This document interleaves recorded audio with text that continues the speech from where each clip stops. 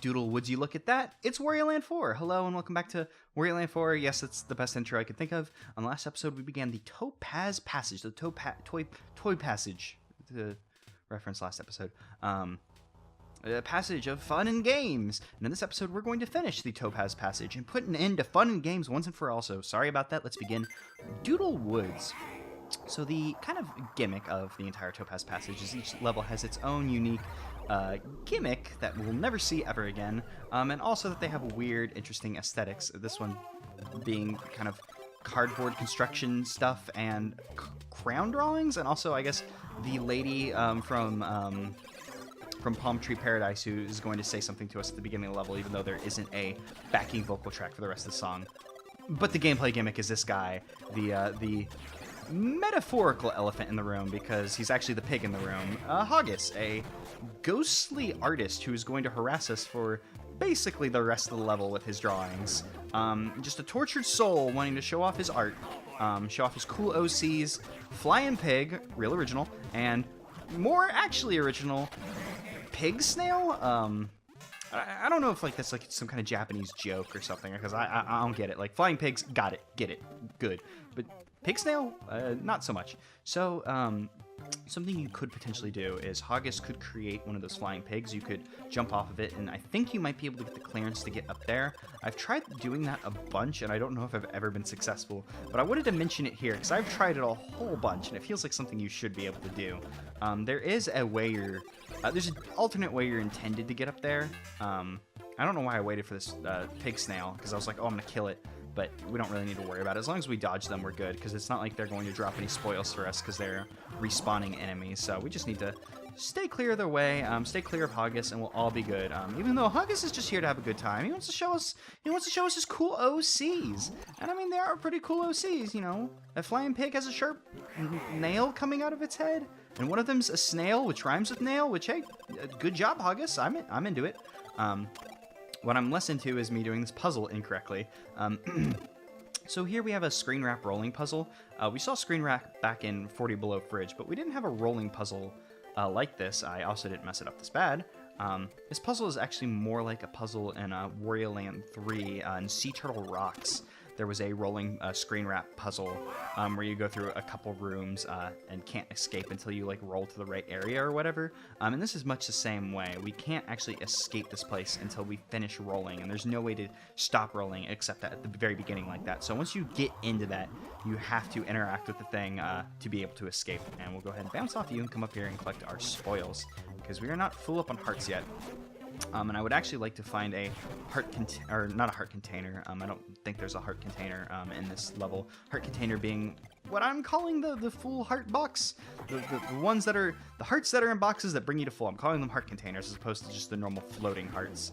I would like to find one of those before we fill up our health bar, so we can have what's essentially an extra health meter, which I had never like considered before. That you can sort of technically have 8, or not 8, you can normally have 8. You can technically have 9 hearts in this game by filling up that meter, since it takes a hit for you whenever it's full up and it takes damage. And oh man, I thought I could get him to despawn his art by getting him stuck in the wall. That only happens more so when he's like if we were to force him past here, like, oh no, he's still gonna be able to draw it. Oh dang, normally when you force him into a wall like that, he can't create art. Like if I was to do this right here, like he can't do it anymore, and he looks very unamused at us because of that. Because we've beaten the system, and he has no way of, correcting it, because he can't move until we move, because he's basically just tied into our movements. Hoggus is fun and weird. It's a very unique gimmick. He's basically a Lakitu. Now that I think about it, because I was like, man, what other enemies do this? But he's just a Lakitu, really, huh?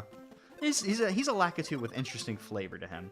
I mean, Lakitus are cool, but, you know, they don't have the most interesting flavor. And I did not jump right. I don't know if that was input lag on my brain's part or the controller's part. It's hard to tell, really. We're partners in crime when it comes to input lag on different sides. This is a very interesting purple pipe puzzle room, in that, you know, you just kind of have to memorize which platforms you're going to jump on before you go, and they hide it with the little wall that appears. But the reason I find this interesting is that the camera for this room is very interesting and acts in a way that you don't see it act for like anywhere else in the game. So it's kind of a unique thing where the camera kind of like steps at the bounding box in certain ways, acting like almost as if it's like multiple rooms as opposed to like just one long scrolling room. Because normally the camera would just scroll as you moved along, but it kind of bounds in interesting ways that you don't see too terribly often in this game. So it's cool and fun, and that kind of trick that I mentioned earlier, where like, oh, if you could bounce off of the flying pig just right, you could get to an area. I don't know if it's possible back there, but that's the intended thing to do here, is for him to create a flying pig, and I'd like actually to get him behind me. So I feel like that'd be easier for... Well, if the pig despawns, it doesn't help us. So let's keep him there, and I'll just make this jump right. But now we're kind of in trouble because there's snails up there. Can you make some art for me, buddy? You done with art?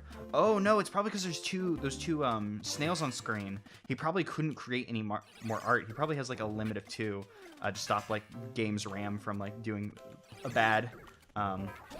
Oops, and this just is not going well at all. I just need him to create a pig so I can hop off of it. Please make a poppy pig for me, please. Okay, now let's do this right. There we go. Good and good. I was gonna say good and new, but I mean, I guess it's new in that it just happened, but it's not new in any concernable, like, reasonable ways. And I missed the frog switch. We were supposed to like fall straight on that frog switch because we can't leave this area until we were to touch the frog switch. So I mean, we might as well have just landed on it. So post-fold, this area gets a new gimmick in that all these like cardboard barriers we had seen previously will now open up to us, creating new passageways for us to explore down. And on top of that, we have these new pencil platforms, and that we can knock the pencil back and forth by either hitting the front of it, which isn't sharpened very nicely, conveniently for us, so we can hit it on the non-eraser end.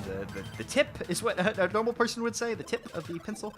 We can hit it there with no repercussions. We can just knock them back and forth to create platforms at our leisure, and it is nice and good and fun. And we get to come back here and interact with more of what I assume are Hoggus' OCs, and that the pig ballerina. Sure, he's not here to create them for us, but we can assume that he came and created them ahead of time and just trapped them on a piece of paper waiting for Wario to come back here. So while we're talking about OCs, let's talk about some like Wario lore while we're at it. What do you guys think's like Wario's deal? Like, because I don't think Wario's like Dark Mario, like, you know, like Persona ass. Oh, you're not me. No, I'm the shadow. Whatever. I've never played a Persona game. You know, he wasn't like someone ripped Mario's shadow from him and he went, oh, I'm edgy, cool Mario, even though Wario is very much just cool Mario. He's like if Mario was good, because Mario's dumb and bad. The Super Mario, more like the stupid Mario, am I right? No, but Wario's very good and cool. I like to think, and there's probably something contradicting this. There's probably a Wario lore of like, hey, this is what Wario is, and I did this bad, so we're going to have to loop around again. Because I'm so just deep in my own Wario lore I'm creating off the cuff. Oh, I should probably interact with the gameplay element and move that platform, huh? I thought I just did a bad job jumping, but I did a bad job puzzling as well. Just bad jobs all around. I like to think Wario is just some guy who was, you know, named Wario, like around the same time Mario was born. But then the Super Mario became really famous, and that ticked Wario off. He was like, hey, what's the deal, hubbub? Why are you famous and not me? So Wario started doing his thing to, you know, be just a generally cool dude and outshine Mario and become the celebrity we know today, who has completely eclipsed Mario, and Mario's a thing of the past. And that's why we got Super Wario Odyssey, which I want to just coattail into this discussion. Super Mario Odyssey would make a good-ass Wario game. Like, Wario, like, possessing enemies is, like, a very Wario thing and would make a good gimmick for a Wario Land game. I feel it fits better than Mario, but hey, I'm not gonna take complete credit for that. My friend Brent and I talked a lot about that, hey, Super Wario Odyssey would rule, and it feels like it would fit better, but hey, you know, Mario's the poster child, so he's gonna get all the good new games, and Wario's gonna be delegated to a backseat where if they make a Wario game, I just kind of like scream, either in excitement or as like, oh no, not a bad Wario game, no. I would just be very excited for them to make a Wario game at this point, regardless if it was good or bad. Actually, I take that back. I don't want them to make a bad Wario game, because, you know, there's no point. Even if they made a bad Wario game, then it would just be like, oh, well, this is a bad game. Who cares? I'm not going to play this. Or if I do, I'll just be sad while I do it. So, like, you know, I'd like for Wario to get another new game. That's good. I'm sure you weren't able to guess that at any point that I would be just completely jazzed about just a new Wario game. And oops, I thought I could get him before he charged, but unfortunately it didn't work out that way. It didn't work out that way twice. I did a bad job twice in a row, but that's fine. We still have 2.5 minutes to leave this level. We're over our gold requirement, so it's not like we're going to be hurting for the bonus money that we could have gotten from having full hearts. And we still have a little bit of level left, so maybe we could find 3 more hearts. It's doubtful, but whatever. And here we go. That's how you actually get to that area that I was talking about that you could potentially do some crime and get to. Once again, I have no idea if it's possible to crime your way up there. I feel it in my heart of hearts that if you are good at this game, maybe it's possible. Not saying that I'm bad at this game or anything, because I'm the best at this video game. And I'm sure you're all aware of that. And if I asked you, you would say, "Oh yeah, he's the best at this video game." And you definitely wouldn't turn around and look at your friends and kind of just shake your head no, whenever I stopped looking or anything. Or you wouldn't like link me to like a speed run of very good people playing this game for charity or something. You definitely wouldn't do that because we're cool here. You're not gonna make me feel bad, I hope. But hey, that was Doodle Woods. It's a fun little level. I enjoy Hoggus as a gimmick, even though he's basically just kind of a lackatoo. He's fun. It's a nice flavor to it of like a weird, ghostly pig painter who makes his weird pig OCs to attack you. It's very weird and it's fun. So hey, it's a good level. I enjoy Doodle Woods. It's maybe my least favorite level of the Topaz Passage. Yeah, I would say maybe it's my least favorite, just because I think the Big Ward is a very good level, and this last level is very, very good as well. Making my ranking, I don't know why I'm doing it for this passage in particular, but hey, number 1, the Big Board. Number 2, Domino Row. Number 3, Toy Block Tower. Number 4, sorry, Hoggus, Doodle Woods.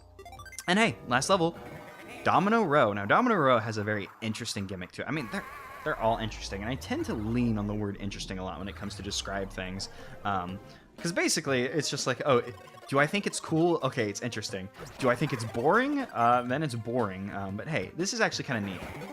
And the level gimmick for this is that we're racing dominoes to the finish. There are these like little gates that we pass through that will start a chain of dominoes to knock over, and there's a switch we need to hit at the end. If we hit it, it destroys these dice block these dice block things that are stopping us from advancing somewhere.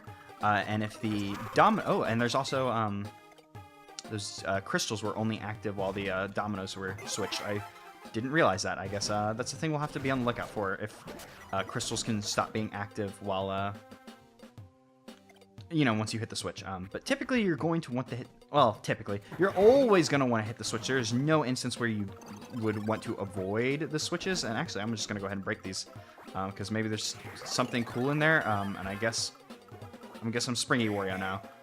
That went about as bad as it could, but that's fine, because we made it to the end goal. I missed out on a lot of gems because I just started to panic. But that's fine. Panic's a general normal state for this game, and a normal state for me in particular. I've talked about the anxieties and stuff before, and I want that heart. I'm going to collect that heart. Thank you, Dr. Arrowstein, for leaving your heart out for me to collect. And oh, this is interesting. This is another another area where we just kill a bunch of enemies, and it'll just filter down and drop on our head. And since we collected that heart first, we should, have a full bar, giving us a full amount of health. Thank you, Dr. Arrowstein. Thank you so much for, I guess, just being there generally. And I missed those gems too, man. I'm not doing so hot in this level. Oh, that's cool. You can actually see where the dominoes stopped doing their thing. Whenever you get to the end of the, if you were to go back, you can see where the dominoes exactly stop. So you can actually kind of tell, like, oh, how good did I do? That's neat. Unfortunately, I did miss out on a lot of gems. And that was mean back there. Those red gems are still active, but they don't let you interact with them because they put that frog switch in the way. Or actually, was those frog blocks were probably there previously, now that I think about it. Weird. Let's, I guess, just keep going. Keep racing the dominoes. And just gotta be careful not to jump into spikes, because that could slow us down, and we need to move as quickly as possible, because, it's a race, and if the dominoes get to the end, we may have to reset, and, the less we have to reset, the better. Oh, we just barely made that one. Like, look how close it was. That domino was just falling into place. And what is back here since we... oh, frog box, so we can't come back here. Cool. Just want to be thorough and explore things. I think... Yeah, this is the area we unlocked by hitting the domino switches. It's interesting because there's like some cases where they hide like required collectibles. Like we saw at the beginning, there was a jewel piece that we needed to get the domino thing to get the jewel piece, but in most instances, it's just like bonus stuff. Like by coming back here, we have access to this area, which lets us pick up this diamond. If I ever do this correctly, I think we just throw that guy through, and that'll give us Can we bounce off of one of these? Okay, cool. For a second, I was worried that we couldn't bounce high enough to collect that diamond, and this should just lead us back to where we were. And we're kind of not doing so hot for money since I kind of messed up like 2 races in a row of picking up crystals. So I'm gonna try and be a little more thorough and kill some enemies that we didn't previously see. Oh, and this is just the area that we would have shown up to had we not, not gone the correct way. Or not the correct way. Had we missed the last domino race, we would have come through here. And that looks like that's probably just an escape. So let's try and get all the dominoes we can get, because there's enough time to collect all the collect all the crystals. So there should be enough time built into the system for us to do it.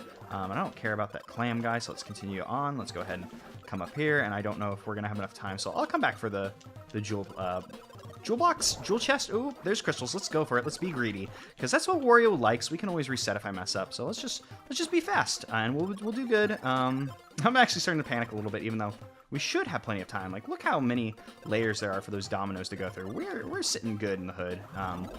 I say as they start to catch up, because they don't have as much room, as much clearance anymore required.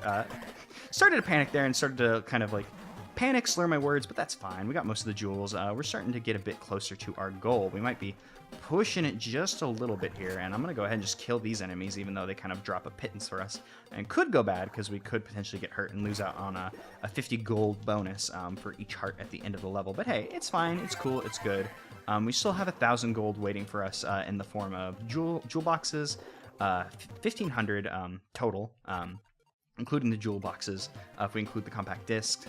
And we have the next purple pipe puzzle room, because we've only done one thus far. Have we done one in this area, actually? I don't know if we've seen a purple pipe puzzle room, now that I think about it. I might be thinking of the last level. It's so hard. Everything just kind of blends together for me. In life, generally, oops, I actually didn't want to roll there. Let's go ahead and get a move on, because I think this one's kind of long, so I would like to pick up as many gems as possible, but I don't know how much time we have, so I'm going to be a little careless and leave some back there, because we're getting close to our goal anyways. It looks like we have plenty of time, so we're probably good, but hey, I don't want to risk it and lose out on something actually like super valuable to us. And let's do a little bit of exploring, because exploring's always good.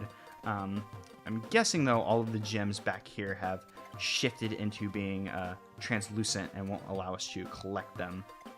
God, now I'm just trying to remember, had we seen any purple pipe puzzle rooms now? How far did the dominoes get? Looks like they got pretty far. Yeah, they got pretty damn far, so it was a good thing I didn't dilly-dally too much. But we are quite a ways from our goal, and I honest to God, cannot remember if we've done a purple pipe puzzle room, because I know there's one in the works just up ahead, like it's just down here. But I cannot remember. Have we done another purple pipe puzzle room? I think we have. I think we're good. But I'm kind of panicking. We're a little low on money. So who knows? This purple pipe puzzle room isn't much of a puzzle, to be honest, but I'm grateful for the extra coinage, because there was a lot of coins here. Oh yeah, we're like super good now, because we still have a jewel piece. No, we still have 2 jewel pieces. Okay, so we've met our goal, so I don't have to worry too much about the money that I missed out on the race segments. I was actually starting to kind of panic about that. Not that it was obvious. I mean, me panic? You probably couldn't tell. I'm sure you were like, what? No, he's a bastion of mental fortitude. I wasn't able to tell that he was panicking, and now that there's a clock ticking down his every action. No, he's doing perfectly fine. Go get him, champ. It's kind of funny that a bunch of my favorite games have, like, very imposing timers, like, set over the game. Like, you know, Wario Land 4, there's a lot of, you know, oh, there's a timer count. Oh, we don't need to go this way. There's, you know, a timer counting down, like, every single level will make you escape. And then, like, Majora's Mask, like, there's a timer over literally everything you do in the game.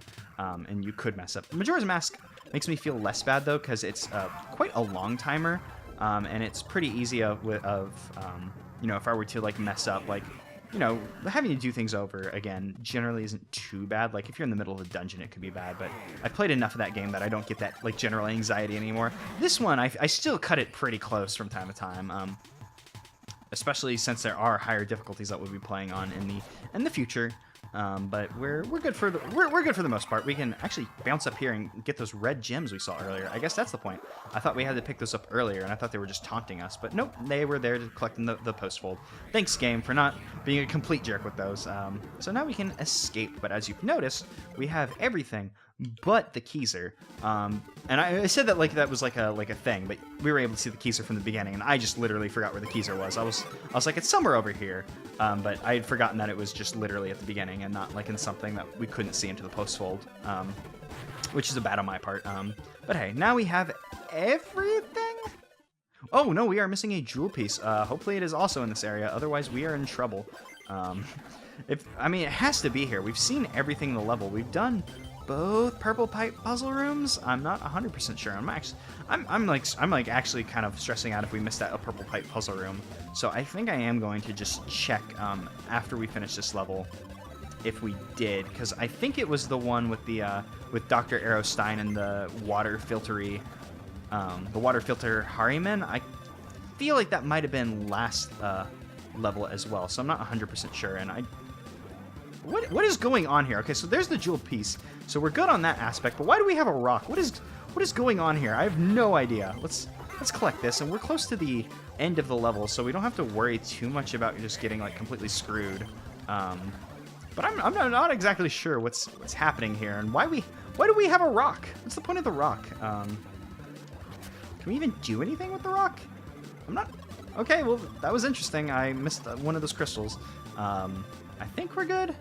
I think we're good. I'm just going to leap through, and then before we fight the boss, I am going to check to see if we got the purple pipe puzzle room, because I feel like we did. I think it was the one with the Harryman dropping into the water, but that could have been last level as well.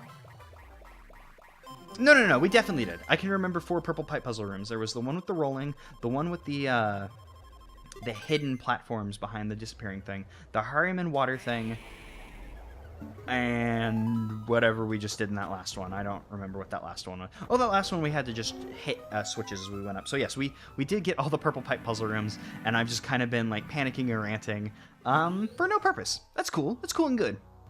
You know, that's the way it was supposed to be. And with that, we can finally face the boss of the Topaz Passage. Topazage. I don't know why. Every time I say that, I'm like, oh, I should do that again. But it's just because like it comes out of my mouth. I'm like, yeah, Topazage. Sounds good. It doesn't sound good, but it rolls together nicely. So the boss Aerodent, I believe he is weak to the big lips, large lips, not big lips. Yep, Aerodent's weak to large. Oh wait, hold up. He is weak to large lips, yes, but let's get our free smile. Yeah, frog sound. I'm into that. I like frogs. We have frog medals too, so that's cool.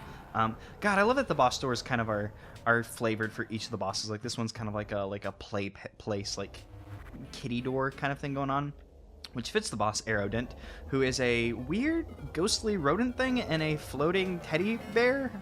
I guess the combination of arrow as in the air and rodent. Aerodynamics, aero something, aerospace. This thing's gonna go to space. Aerodent's a very simple boss that on higher difficulties gives me some trouble. And the reason for that is I have a bad habit of running out of time while fighting this boss, because I do dumb things like that. Also for a reason we'll see in a moment. So he throws down these like little these like thumbtack soldier dudes. We just throw it into the bear, because the bear is inflatable. Comes down, we knock it over, and then the mouse comes out and we can hit the mouse. And now the secret to this boss is you can hit it multiple times when it pops out of the bear. You can punch it multiple times. And that's the secret to beating this boss on time. And that's probably pretty obvious to literally everyone other than me. But I didn't know that for a while, which made this boss a nightmare on higher difficulties. You can hit him a bunch of times. In fact, I think in the speedruns, they have it down to like, I was gonna like just guess, but they have it down to a very low cycle amount, whether it's 1 or 2. I watched the AGDQ 2018 run for this game, and I watched him do this boss, and I was like, wow, that's incredible. I wish I could have done that whenever I played this game on super hard, which I never actually finished the game on super hard, but I tried to play through on super hard. Then I just kind of fell off of it. I might have actually never been able to beat Aerodent, and that might have been why I bounced off of it, just because I kept running out of time because I was trying to beat the dude with the less time that you get in super hard mode, combined with the fact that I only knew you could hit him once. So I thought, like, I honest to God thought on higher difficulties you might have had to use items to beat him. But this boss is pretty simple, arguably even simpler than Cuckoo Condor, who can kind of get out of hand, because this boss kind of stays the same for the most part for the entire boss fight, and I keep jumping wrong. I keep hitting the buttons in the wrong order and not doing the tackle jump that I want to do. As we get farther into the fight, he'll start to throw fireballs down, which will make you Flamin' Wario if they were to hit you. Oh, there we go. Now we can see him now. Unfortunately, we saw him in a bad moment and kind of stopped me from jumping up there and getting him, because we only have a minute left to beat him. I know it says 2 minutes, but if you've forgotten, once it hits the 1 minute mark, the treasure chests start disappearing, and I do want all of the treasure chests, so I need to get a move on with this boss. If I have another good cycle, we can beat him in one more cycle if I can do this nicely. Otherwise, we might need 2 cycles to do this. I believe in myself. I think we can get this in 2 cycles. Oh, yeah, I should have... I didn't believe in myself, and I messed up as a result. I did that stupid jumping and then hitting B. So we're going to be cutting this one very close. Hey, guy, will you please interact with me? Please, play my game. Don't play your boss's game. Play my game, because we are so close to running out of time. There we go. Ooh, 12 seconds left before we started losing chests, which ultimately meant that we had 17 seconds left before a chest disappeared. But that one was kind of close. We only took damage once. The boss is pretty simple. Really, I feel like the timer is your biggest obstacle fighting Aerodent, because even on normal mode, I still almost, ran out of time and lost chests. Just imagine on a higher difficulties where you have less time. Ooh boy. Ooh boy. But that's it for the Topaz Passage. The Topazage. I gave it to myself one more time, since I'm not going to be able to say it again after this point, for the most part. But that's it. We're done with the Topaz Passage. In the next episode, we will begin our final normal passage, the Sapphire Passage. I will see you guys then.